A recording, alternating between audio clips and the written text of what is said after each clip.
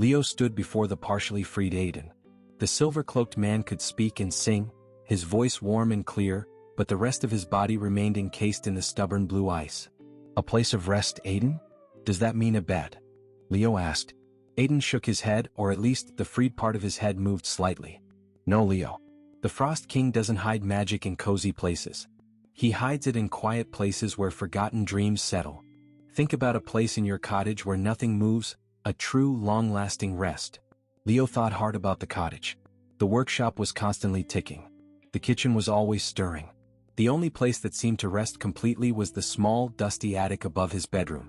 It was filled with trunks of old clothes, forgotten toys, and furniture waiting for a time traveler to claim it. The attic, Leo announced, turning to leave.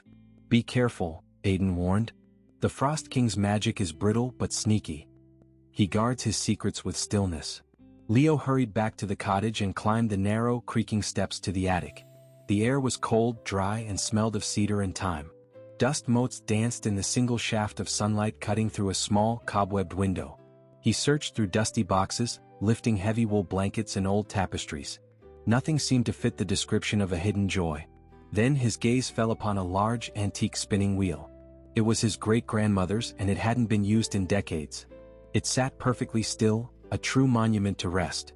A single, heavy spindle, completely covered in fine gray dust, sat ready to be spun. Leo approached it. He picked up the spindle. As he brushed the dust off the yarn, he realized it wasn't yarn at all. It was a tightly woven ball of dry, tangled lavender. The scent was faint but distinctly peaceful. And nestled right in the center of the lavender ball, shimmering like a captured moonbeam, was a tiny, smooth silver thimble. It was the second magical component. Leo knew instantly that this silver thimble, associated with peaceful crafting and the rest of the lavender, held the power of dream joy. Aidan's voice, though distant, echoed into the attic.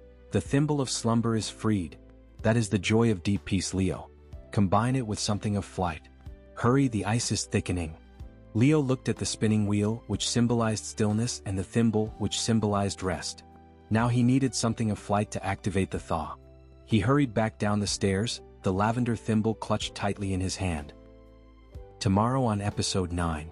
Leo has the thimble of slumber and needs an object of flight to infuse the next piece of joy. Does he look for a feather, a bird, or something that flies inside the cottage? Join us tomorrow as Leo searches for the element of the air in episode 9, The Winged Secret.